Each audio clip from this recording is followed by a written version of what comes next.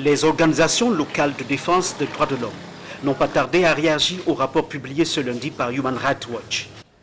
La directrice exécutive de l'ONG Nouveaux Droits de l'Homme a commis l'an dernier un rapport sur les populations civiles prises pour cible dans la crise anglophone.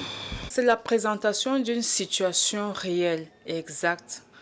Parce qu'on a tendance à penser que parce que le temps est passé, la crise s'est apaisée ou alors les choses sont en train d'aller mieux.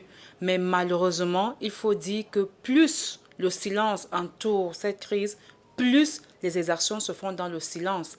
Donc c'est une bonne chose pour nous, les organisations de défense des droits humains, et particulièrement pour Human Rights Watch, de mettre en lumière ces exactions-là. Les autorités de Yaoundé n'ont pas encore commenté les exactions sur les civils attribuées à l'armée régulière dans les régions anglophones les 8 et 9 juin dernier, tel que le souligne le rapport de Human Rights Watch. La situation, elle est terrible. Les populations de ces zones fuient.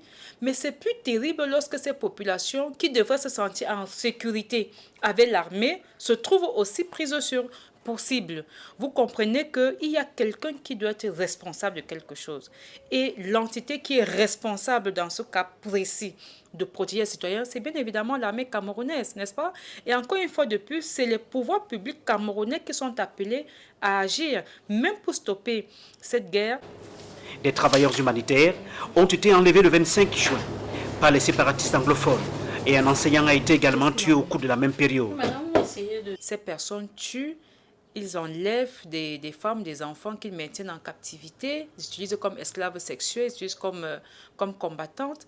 Ils prennent des gens en otage, ils ont pris des territoires dans les zones anglophones qu'ils contrôlent et qu'ils imposent sur les populations des impôts, des taxes qui sont complètement illégales. Donc il y a une sorte de quadrillage, n'est-ce pas, qu'ils ont fait pour maintenir une sorte de pression sur les populations. Le conflit en zone anglophone a fait plus de 3500 morts et plus de 7000 déplacés depuis fin 2016.